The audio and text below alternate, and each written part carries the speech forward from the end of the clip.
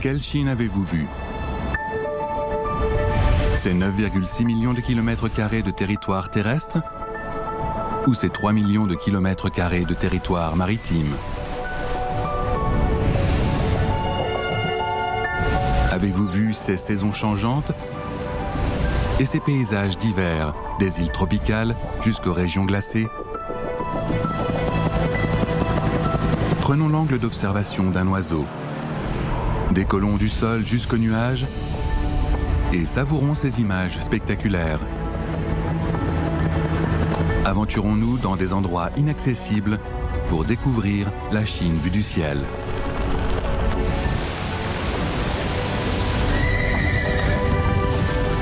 Même si vous vivez tous les jours ici, ces paysages qui vous sont familiers ne seront plus les mêmes.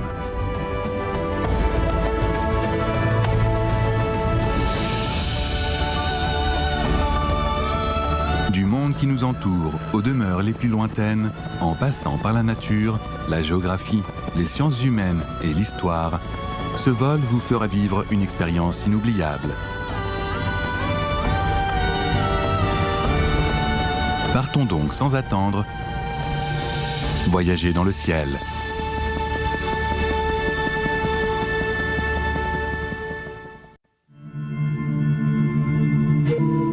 La région autonome Hohe du Ningxia est située dans le nord-ouest de la Chine. Les monts Liupan et Helan se dressent respectivement à ses extrémités nord et sud. Dans le sud du Ningxia se trouvent les plateaux de l'Eus arides. Dans le nord, la région est entourée de 3 déserts. Le fleuve jaune, qui la traverse, a donné naissance à une région aussi prospère que le delta du Yangtze. Notre voyage commence par l'extrémité sud du Ningxia. Survolons le mont Liupan, puis visitons une forêt perdue mais regagnée. En suivant la rivière Tingshui jusqu'au nord, explorons la vie dans la terre jaune. À sa confluence avec le fleuve jaune, découvrons les fruits les plus doux du Ningxia.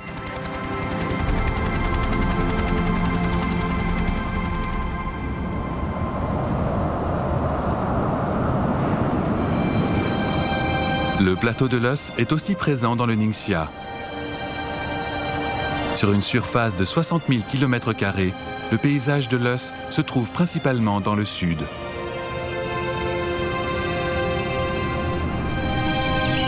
Le jaune terreux constitue la base de ce plateau. Le mont Liupan, en revanche, regorge du vert de la forêt.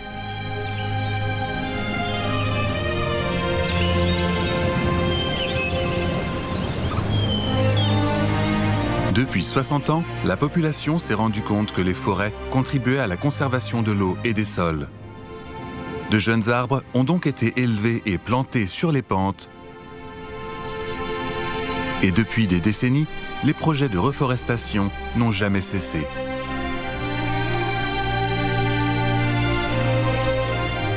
La persévérance a permis à cette scène verdoyante du mont Liupan de s'étendre sans cesse. Chaque arbre fonctionne comme un petit réservoir. Il retient les précipitations tout en fournissant les conditions nécessaires à la filtration, faisant du mont Liupan l'une des rares sources d'eau naturelle du Ningxia.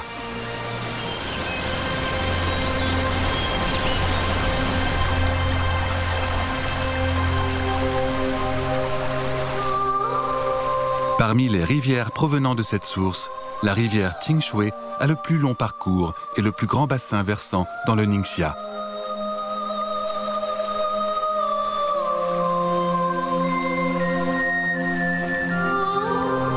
Le climat du Ningxia est typiquement semi-aride. La rivière Tingshui est par conséquent beaucoup plus étroite pendant la saison sèche que pendant la saison pluvieuse. Durant son voyage vers le nord, elle traverse non seulement des zones arides, mais aussi d'anciens marais salants. Sa présence ne suffit pas à changer l'aridité générale, mais avec la rivière Tingshui, la vie se voit offrir plus de possibilités.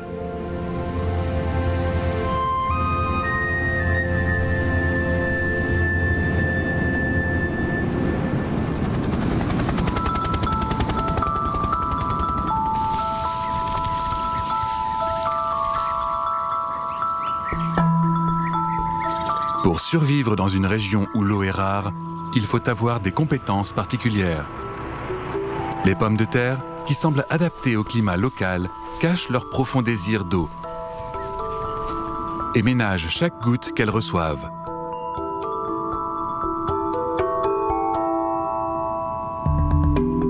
Le climat du plateau rend leur croissance lente.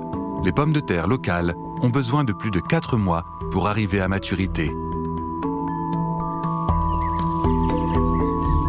Heureusement, grâce à cette lenteur, chaque pomme de terre possède une teneur plus élevée en amidon et en vitamines.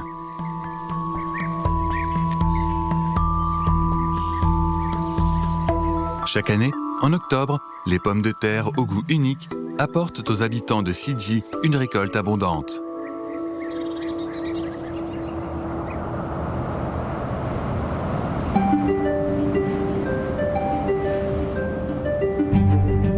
Ce canton inscrit son désir d'eau dans son nom, Han Tiao Shui, qui signifie « crier pour l'eau ». Dans le passé, les pluies étaient la principale source d'eau des villageois pour leur usage quotidien. Malgré les portes ouvertes, les caves à eau devaient être couvertes. Cela permettait de réduire l'évaporation et d'empêcher le sable et la terre de tomber dedans. L'eau étant difficilement accessible, tout le monde attendait une amélioration de l'accès à l'eau.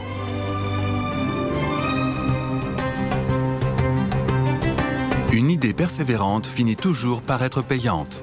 Après des années d'efforts, les gens ont construit des stations de pompage et des canaux pour amener ici l'eau du fleuve Jaune. Au final, les habitants du canton de Han Tiao Shui ont enfin accès à l'eau potable.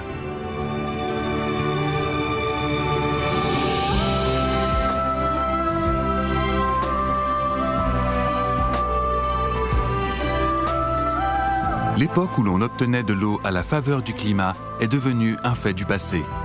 Avec l'accès à l'eau, les gens gardent l'espoir.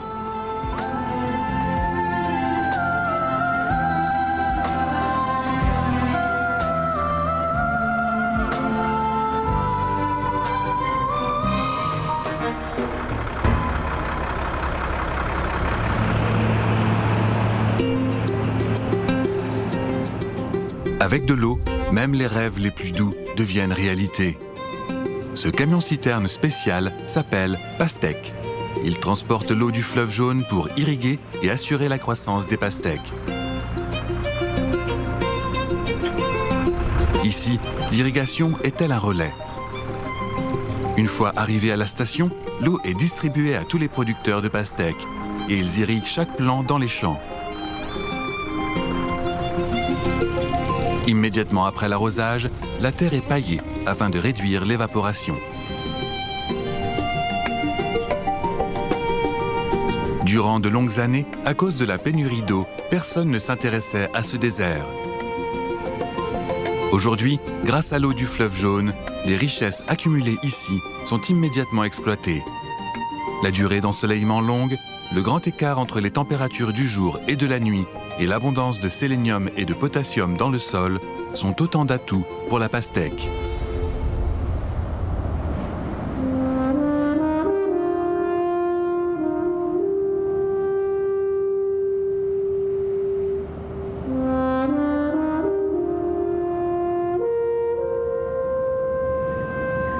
En juillet, les pastèques du désert remplissent les champs.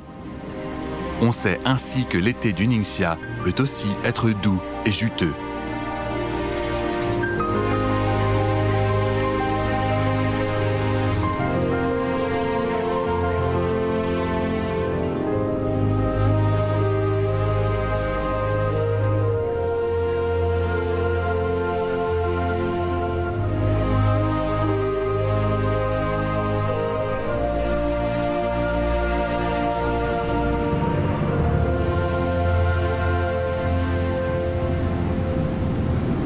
La rivière Qingshui finit par rejoindre le fleuve Jaune dans le district de Zhongning, constituant la rencontre entre les affluents et le courant principal du fleuve Jaune et une confluence importante dans le réseau hydraulique du Ningxia. L'envasement du fleuve Jaune et de la rivière Qingshui crée un sol riche en minéraux. qui produit le fruit rouge le plus ardent du Ningxia, la baie de Guoji. Ce fruit est difficile à conserver au frais. Une fois cueilli, la baie de Guoji mûre ne se conserve que 2 à 3 jours à température ambiante. Le goji séché est sa forme la plus courante. En fait, le goji est plus proche de l'aubergine et du poivron, qui appartiennent tous à la solanacée. Mais seul le goji est doux.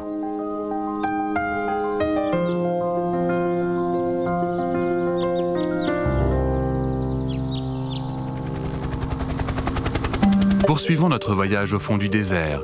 Admirons une merveille blanche, puis empruntons le chemin de fer pour constater comment les gens contiennent les dunes de sable mobile. Rencontrons un troupeau de vaches détendues et découvrons la haute technologie intégrée au Gobi.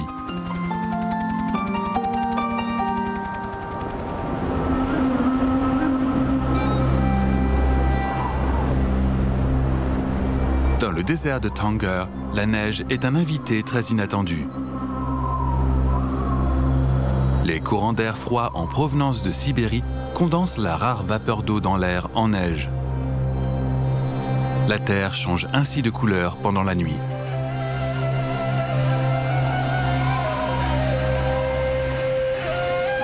Une telle vue n'est pas rare dans le désert de Tanger, où les chutes de neige se produisent presque toujours plus de 2 fois par an. Cependant, le seul moyen d'assister à ce miracle est de traverser le désert au moment le plus froid.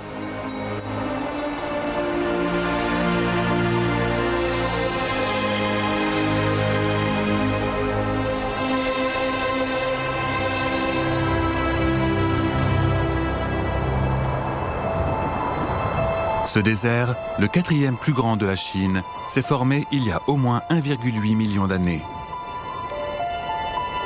Par temps venteux, il montre sa fureur. Le Ningxia, se trouvant juste à côté du bord du désert de Tanger, ressent déjà sa colère.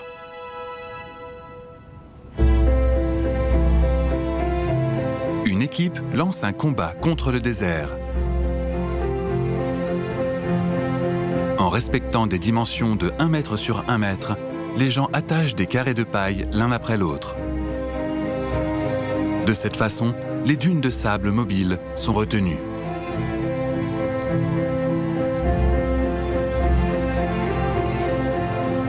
Dans les barrières, les herbes commencent à pousser, devenant des bandes, puis une vaste étendue.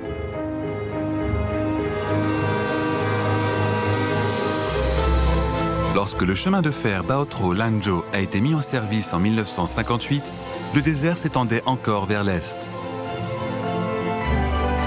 Depuis plus de 60 ans, il circule en toute sécurité sous la tutelle de cette longue oasis. Le désert, lui aussi, s'arrête là.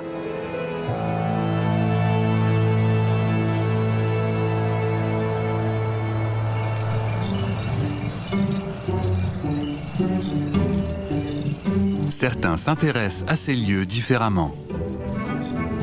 L'exploration du désert et le séjour en son sein font partie des projets de voyage de nombreuses personnes.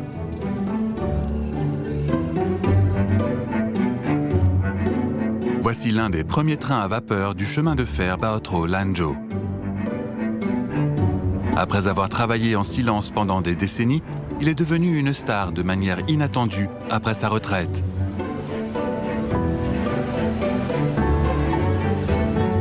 Il y a 4 ans, on a invité ce vieux train dans le désert. Les 17 wagons ont été transformés en bar, restaurants et chambres. Cela lui permet d'accueillir jusqu'à 130 visiteurs à la fois.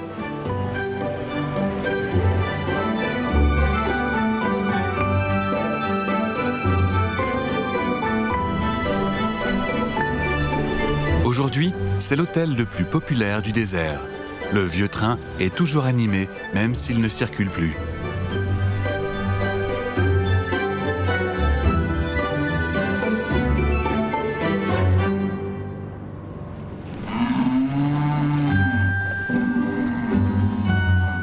Un autre Notre groupe de nouveaux visiteurs bénéficie également de l'hospitalité du désert. Nous avons toujours pour cliché de voir des vaches vivre dans les prairies. Celles-ci, plutôt que les herbes vertes, préfèrent le sable chaud pour prendre un bain de soleil. Elles s'allongent pendant la moitié de leur vie et l'oisiveté est la clé de la production d'un lait de qualité. Le matelas moelleux, constitué par le sable jaune, absorbe la chaleur du soleil. Et cet immense foyer naturel devient un superbe outil pour la production de lait.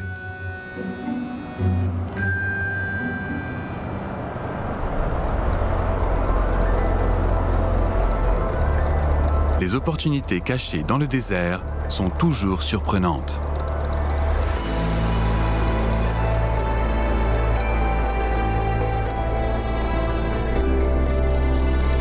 Dans le désert de Gobi, ces bâtiments carrés abritent 200 000 serveurs qui travaillent jour et nuit pour calculer en temps réel des données provenant du monde entier.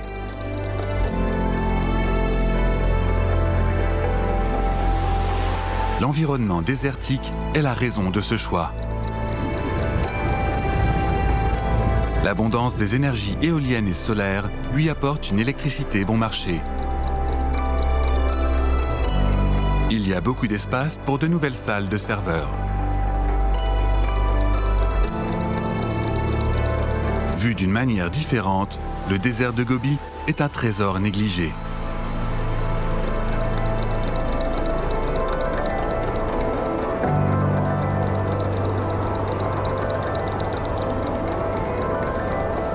À 25 km de là se trouve le plus grand parc photovoltaïque en zone désertique du nord-ouest de la Chine, qui couvre une superficie de plus de 3000 terrains de football.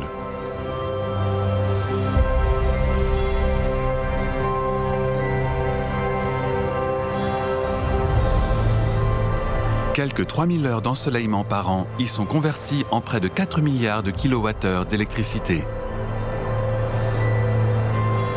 Le plus gros problème est le vent sableux. Les panneaux recouverts de sable ne peuvent pas recevoir correctement la lumière du soleil, réduisant par conséquent l'efficacité de la production électrique. Les panneaux ont donc été équipés de nettoyeurs automatiques.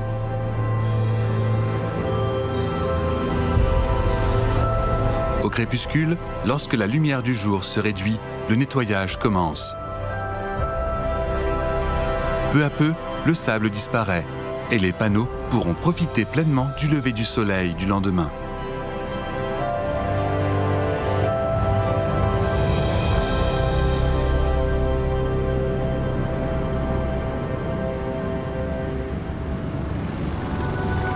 En traversant les nuages, admirons la grandeur et la hauteur des monts Holan, puis rencontrons de près les elfes des hautes montagnes. En volant le long de la chaîne de montagnes, visitons une architecture mystérieuse datant de 700 ans.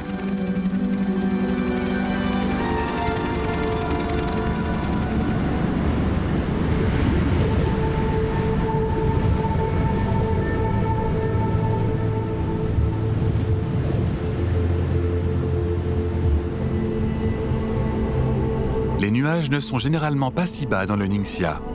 Une montagne qui ressort des nuages y est une vue extraordinaire. Les monts Holan, la plus haute montagne du Ningxia, dont le sommet principal culmine à 3556 mètres d'altitude, protègent les terres de leur haute silhouette.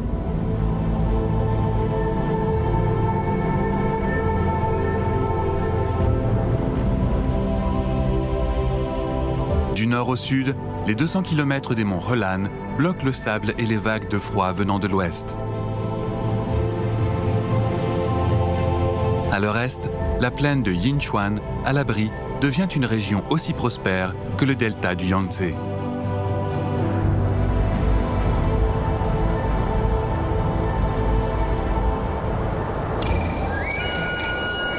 Une hauteur inaccessible pour les hommes offre une zone de confort pour certains animaux. Au sommet des falaises, les grands barals ont leur propre trône. Voici un animal timide et vigilant.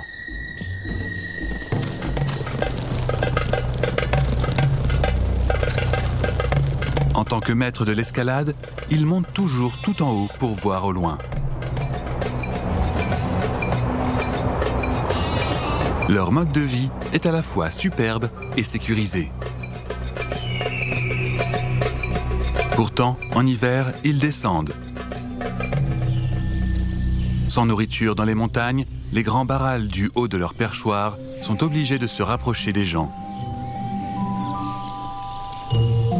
Dans la réserve naturelle des monts Rolan, 26 cantines en plein air sont ouvertes pour les 40 000 grands barrals. Personne ne refuse l'invitation d'un ami qui souhaite le nourrir.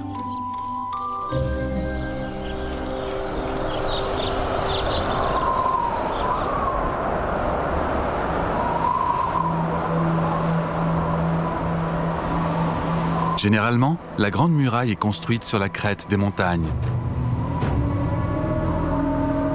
Et lorsqu'il y a une brèche dans les montagnes, la Grande Muraille doit aussi être bâtie dans les plaines, devenant ainsi la dernière ligne de défense. La Grande Muraille des Ming à Sanguanko fait face à l'un des cols les plus larges des monts Rolan. Dans l'Antiquité, ce col constituait un danger majeur pour les défenses frontalières. Pour renforcer la défense, 3 sections de la Grande Muraille et 3 passes ont été construites ici, il y a plus de 400 ans.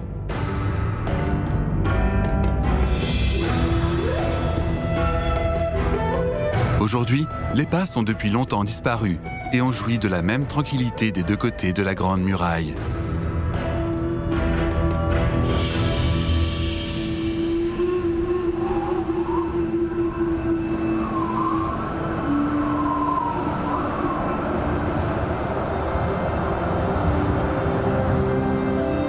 En nous dirigeant vers le prochain col, suivons ce convoi jusqu'à une forêt d'éoliennes. Voici le parc éolien des monts Rolan. Profitant d'un vent plus faible, on remplace certaines pièces des énormes éoliennes. À une hauteur de plus de 60 mètres, on ressent parfaitement la vitesse du vent.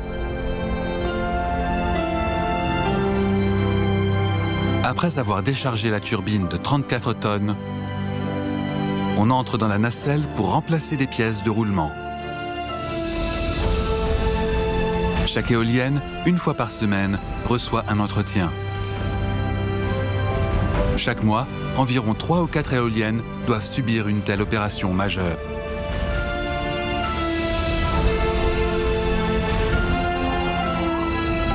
Ce n'est qu'avec un entretien minutieux que les 195 éoliennes peuvent parfaitement fonctionner contre les vents violents du nord-ouest.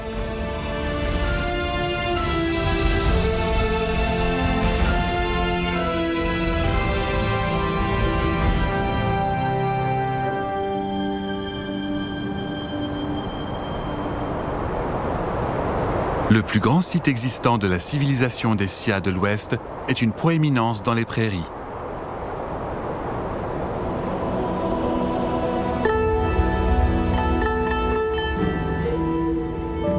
Il y a 700 ans, la nécropole des Sia de l'Ouest était un complexe de bâtiments grandioses et ordonnés. Ces monticules de terre jaune étaient à l'origine des pagodes décorées de tuiles vernissées. Les trous qui parsèment leur surface sont les traces de structures externes et de connexions empisées.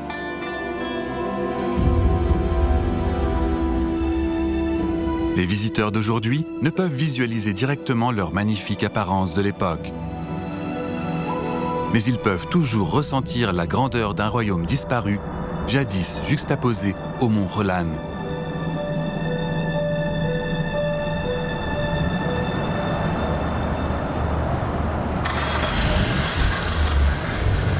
Peu fréquentée, cette zone est très populaire chez les amateurs de véhicules tout-terrain. Car le vrombissement des moteurs, tout comme le bruit des chocs, y est étouffé. Découverte par un groupe d'amateurs de tout-terrain il y a quelques années, cette zone invite les passionnés du monde entier à un défi.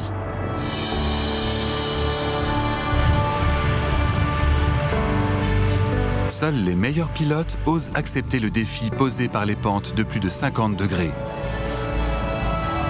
Pour une telle voiture de course, le moteur, les pneus et le châssis doivent être soigneusement sélectionnés.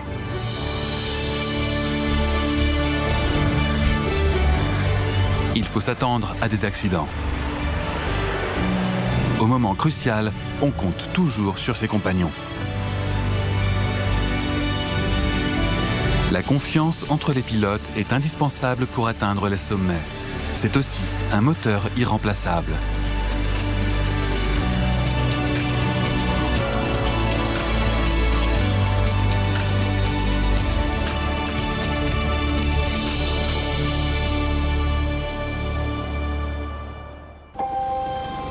Dans notre prochaine étape, rendons-nous dans des terres reculées pour y découvrir une nouvelle vitalité. Puis découvrons de vives couleurs dans les champs en terrasses d'aridoculture et assistons aux réalisations miraculeuses de la migration écologique. Enfin, observons des moutons sportifs et visitons une superbe usine vivement illuminée.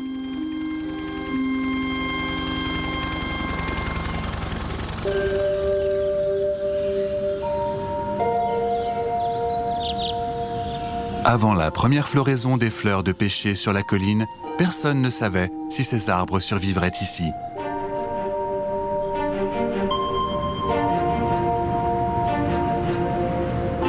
Dans cette terre aride et stérile, les pêchers sont les êtres plus fragiles.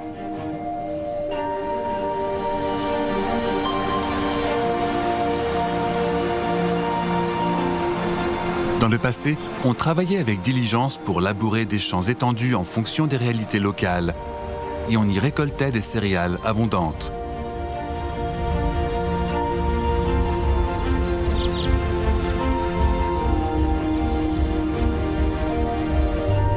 Après avoir satisfait les besoins élémentaires du quotidien, on a décidé de transformer ces champs en terrasses. Il a fallu 20 ans pour que l'on reboise les terres abusivement défrichées, transformant plus de 50 000 hectares de champs en forêt.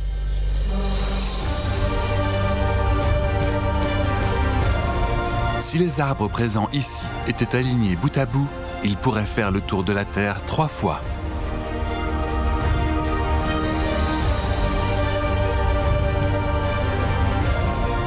À l'avenir, de nouvelles forêts s'étendront sur de nouvelles collines.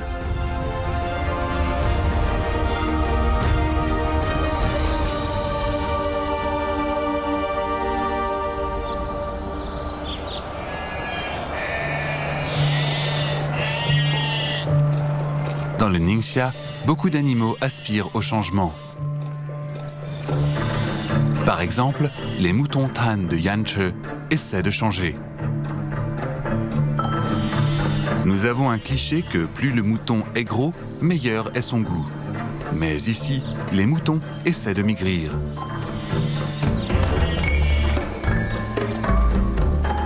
La partie est du Ningxia est trop désolée pour le pâturage des moutons. Ils mangent l'herbe déjà peu abondante à leur gré, ce qui rend les terres encore plus désertes. Par conséquent, tous les moutons Tan grandissent en bergerie et vivent enfermés. Le manque d'exercice fait que les moutons prennent très facilement du poids. Afin de maintenir un poids idéal de 16 à 18 kg, on les laisse aller courir 2 fois par jour, le matin et le soir.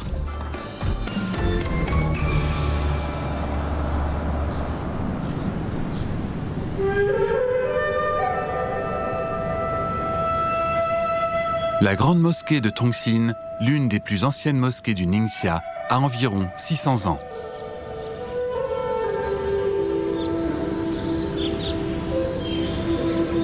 Elle est construite dans le style architectural traditionnel chinois. Les Feiyan et Dogong forment une structure solennelle et simple. Elle témoigne d'une histoire particulière. En 1936, l'Armée rouge des ouvriers et des paysans de Chine a établi le premier régime autonome des minorités ethniques au niveau du district. Le gouvernement autonome Hui du district de Yuhai, dans la région de Shanxi, Gansu, Ningxia.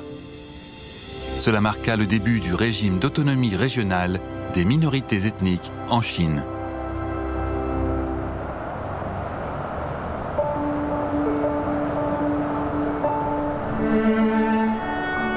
L'écart de développement entre l'Est et l'Ouest est depuis longtemps une préoccupation. L'Est, qui s'est développé plus tôt, décide donc de synchroniser désormais son développement avec l'Ouest. Ce bourg de 60 000 habitants est un modèle de coordination entre l'Est et l'Ouest. Son nom reprend d'ailleurs les acronymes de la province du Fujian et de la région autonome Hue du Ningxia. Grâce au mécanisme d'aide parallèle, les habitants des zones montagneuses pauvres du Ningxia ont successivement déménagé ici. Ils ont constitué un village, puis un bourg. Par rapport aux premiers jours de construction, le revenu disponible par habitant du bourg de Minning, qui était inférieur à 72 $, a explosé. En 2019, ce chiffre a atteint 2 000 $, soit 27 fois le revenu initial.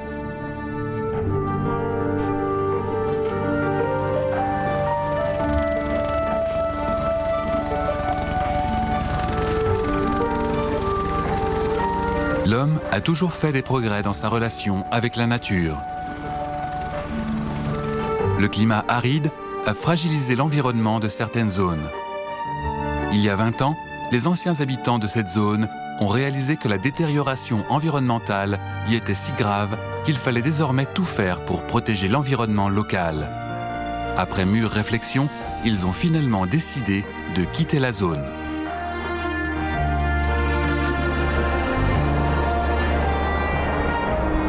En tant que migrants écologiques, ils se sont installés à Hongsebu, un nouveau foyer pourvu d'eau en abondance. Plus de 230 000 nouveaux habitants ont été rassemblés à Hongsebu, ce qui en fait la plus grande zone de relogement de migrants écologiques du pays dans le cadre de la réduction de la pauvreté. Ici, tout le monde s'efforce de construire son nouveau foyer. Les habitants croient que les efforts inlassables leur permettront désormais de réaliser leurs rêves.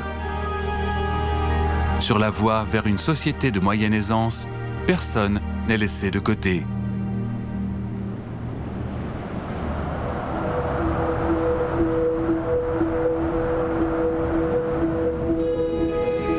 La nuit, 100 000 lumières sont allumées. Voici la scène la plus brillante du Gobi.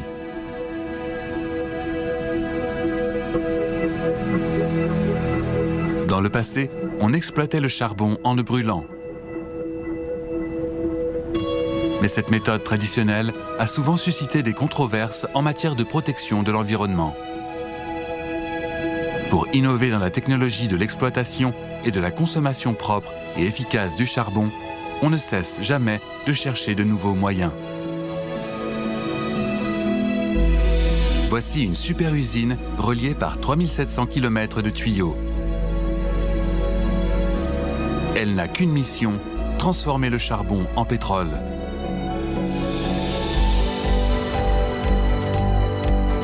Durant ce processus, il n'est pas nécessaire de brûler le charbon.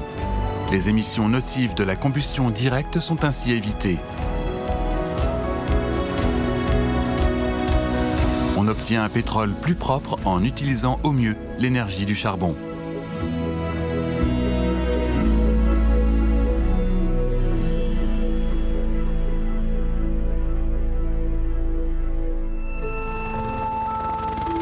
Au retour du printemps, assistons au réveil du fleuve jaune.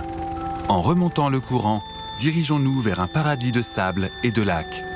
Survolons ensuite les terres fertiles nourries par des millions de canaux et rencontrons pour finir un marathon rendant hommage au fleuve jaune.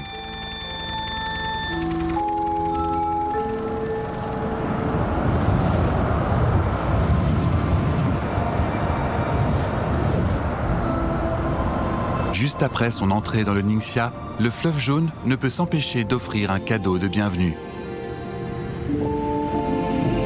Dans les gorges de Heishan, on dirait que le fleuve jaune fait un détour exprès, afin de laisser une vallée fertile sur sa rive sud. Le village de Nanchangtan est l'heureux bénéficiaire de ce cadeau. Ce village se trouve dans le giron du fleuve jaune. L'abondante réserve en eau permet non seulement de faire vivre plus de 1000 villageois, mais aussi de nourrir plus de 100 poiriers anciens. Chaque printemps, les poiriers centenaires fleurissent encore et rivalisent pour s'ouvrir. Le fleuve jaune, qui commence son voyage dans le Ningxia, offre sa bénédiction à la région.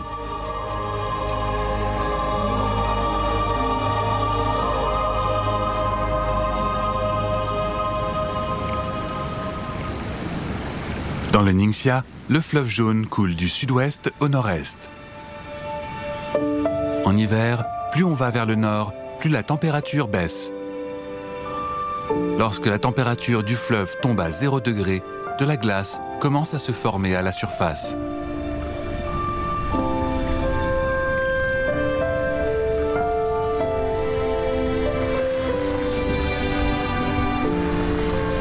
Elle s'empile progressivement et finit par se répandre sur toute la surface du fleuve. Petit à petit, le fleuve jaune ralentit jusqu'à devenir complètement gelé. Il entre alors dans un sommeil de plus de 30 jours.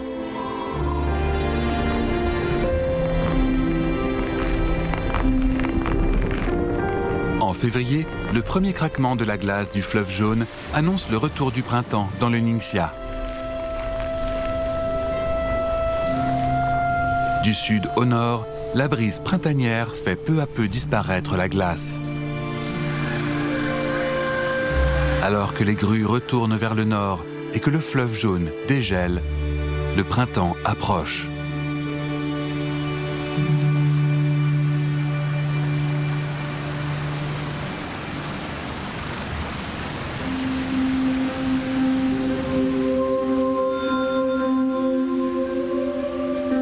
Le fleuve jaune avait autrefois plusieurs affluents. Il y a longtemps, il coulait ici. À cause de l'érosion éolienne, un désert de 22 km² s'est progressivement formé ici.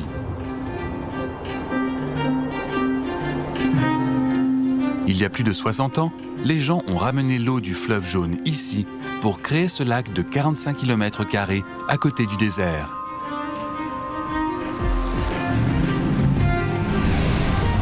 La combinaison du sable et du lac apporte de nouveaux plaisirs.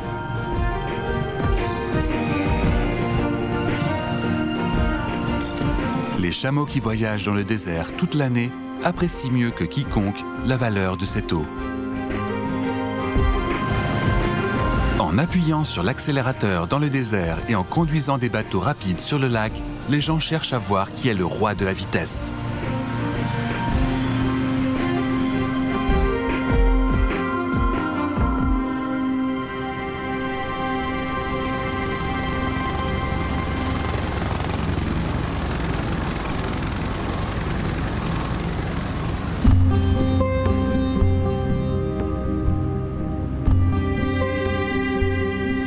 Le nord du Ningxia doit une grande partie de sa prospérité à la générosité du fleuve jaune.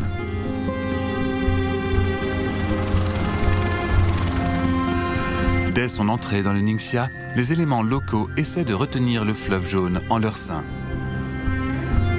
La plaine de Yinchuan, notamment, le freine avec son terrain plat.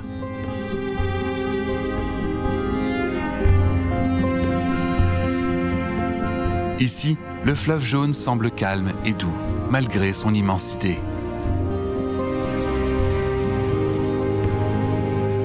Ici, les eaux de cette partie sont un peu plus basses que les deux rives. Le cours devient par conséquent un canal d'irrigation naturelle.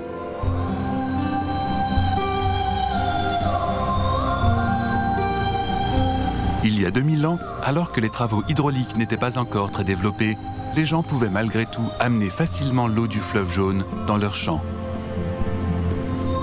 Le fleuve n'était ainsi plus seul durant son périple sur ces terres.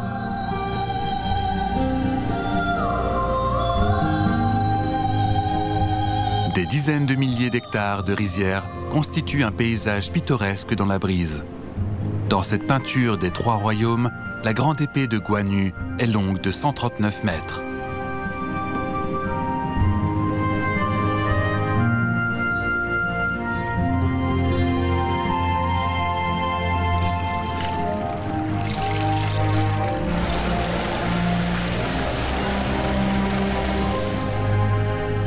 Voici près de 15 000 hectares d'étangs regorgeant de poissons et de crevettes.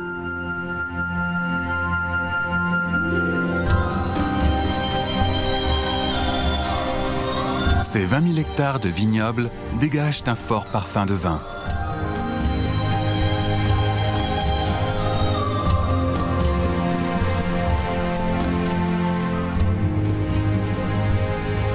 Grâce au fleuve jaune, une région aussi prospère et charmante que le delta du Yangtze émerge sur le plateau de l'Eus.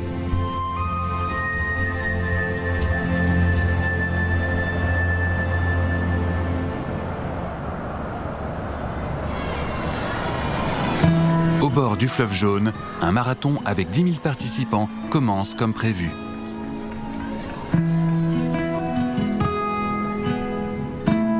Le parcours standard pour les marathons internationaux est de 42,195 km.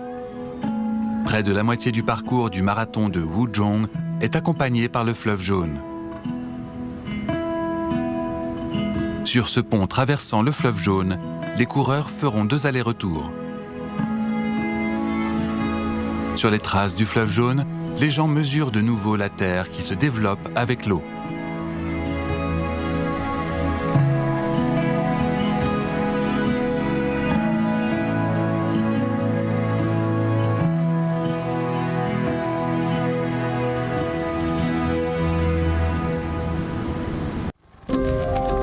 Pour notre dernière étape, rendons-nous dans la ville de Yinchuan, capitale de la région autonome Hui du Ningxia. Amusons-nous sur le lac gelé, visitons un vétéran de la marine stationné le long du fleuve jaune et assistons à une accélération tant attendue. De jour comme de nuit, découvrons le charme de cette ville aux 1000 lacs.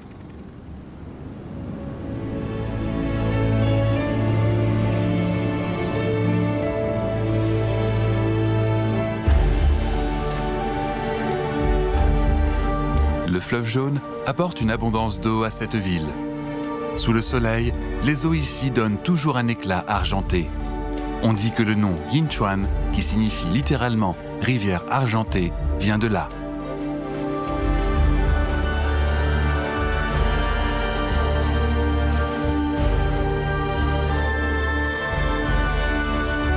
Aujourd'hui, Yinchuan compte quelques 200 lacs et terres humides de toute taille.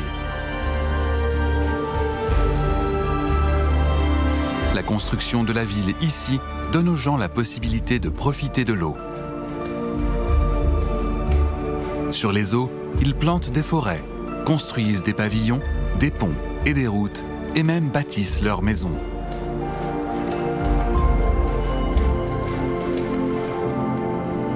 L'eau du fleuve jaune insuffle une vitalité débordante à Yinchuan.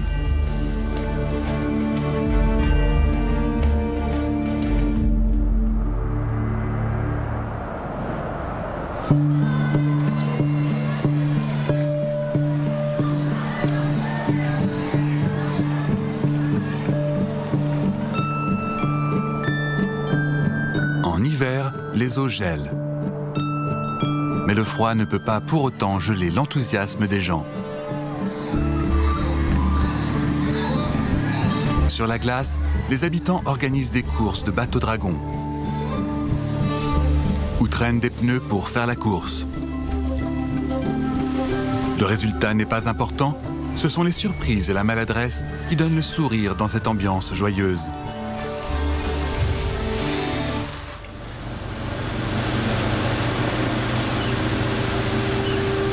L'amour de l'eau ne s'arrête pas à l'eau elle-même. Les locaux aiment tout ce qui est lié à l'eau.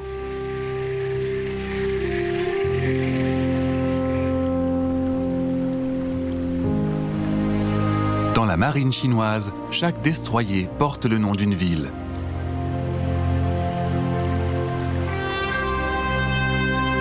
À leur retraite, certains d'entre eux rentrent à la ville de leur nom et deviennent des salles de classe en plein air où les gens peuvent découvrir la défense nationale.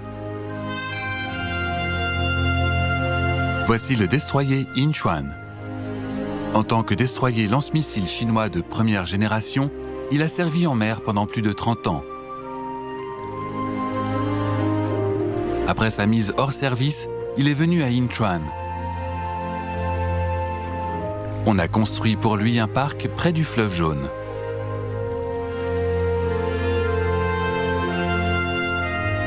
En 2019, il a été rejoint par un sous-marin qui est venu de loin, aussi après sa mise hors service.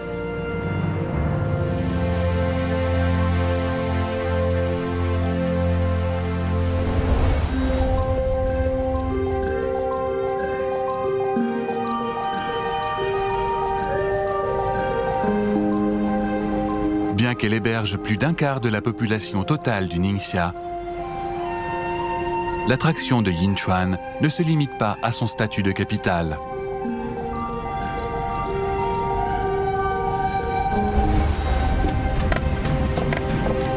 Ceux qui s'installent ici reconnaissent l'avenir prometteur de cette ville.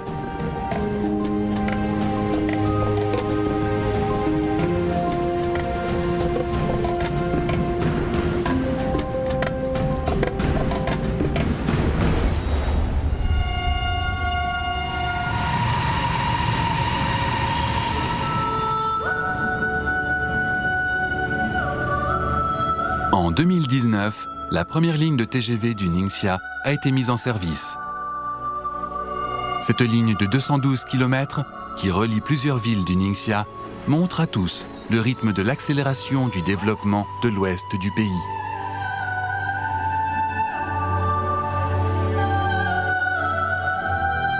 La vitesse influe sur la perception de la distance des gens, et le développement des transports libère progressivement l'ouest du cliché de reculer.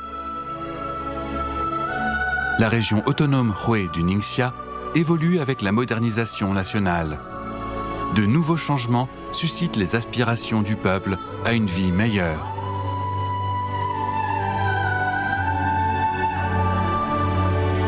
Dans les 5 prochaines années, les lignes à grande vitesse s'étendront peu à peu pour relier Baotou au nord, Lanzhou à l'ouest et Xi'an au sud.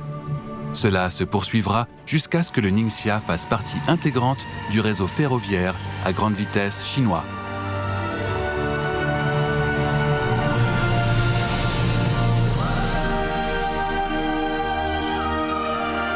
Ces nouvelles lignes interconnectées formeront un tout en s'étendant vers les lieux éloignés pour relier le développement de toutes les régions.